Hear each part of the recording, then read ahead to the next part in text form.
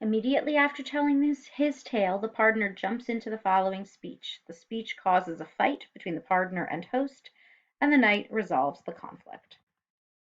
O cursed sin above all cursedness! O treacherous homicide! O wickedness! O gluttony, gambling, and lechery! You blasphemers of Christ, in villainy swearing out of habit and of pride! Alas, mankind, how may this betide, that to your Creator, He who first wrought you, and with His precious heart's blood bought you again, you're so false, unkind, alas! Now, good men, God forgive you your trespass, and shield you from the sin of avarice.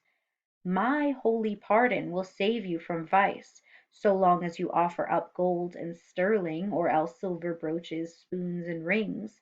Bow your head beneath this holy bull. Come forward, wives, make offerings of wool. Your name I will enter here in my roll anon. Into the bliss of heaven you will be gone. I absolve you by my sovereign power, for that is best, I will not you deceive. Sires, one thing was forgotten in my tale. I have relics, pardons, in my bail, as far as does any man in England, which were given to me by the Pope's own hand. If any you would out of devotion make offering, and have my absolution, then come forth anon, and kneel you here adown, and humbly receive my sovereign pardon. Or else receive it as you as your wend sorry, or else receive it as your way you end, all new and fresh at every mile's end, as long as you offer new and new nobles or pence that are both good and true. It is an honor to everyone that's here to have found such a competent pardoner to absolve you through the country as you ride, from any accidents that may betide. Peradventure there may fall one of you down from his horse and break his neck in two.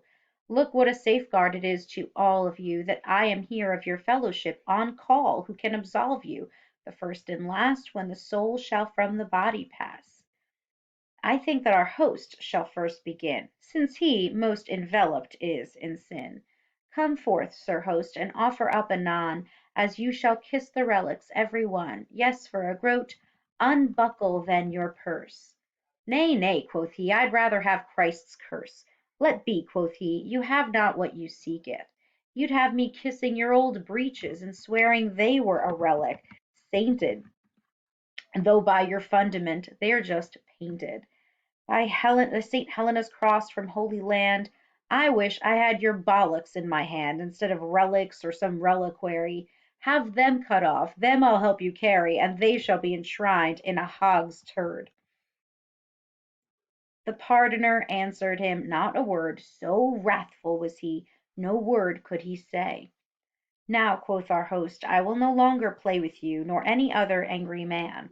But right anon the worthy knight began, and when he saw how all the folk did laugh, no more of this, a word's enough you'll have.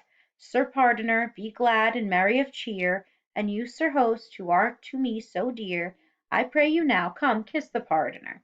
And the pardoner, I pray you now, draw near, as we did before, let's laugh and play. Anon they kissed, and rode forth on their way.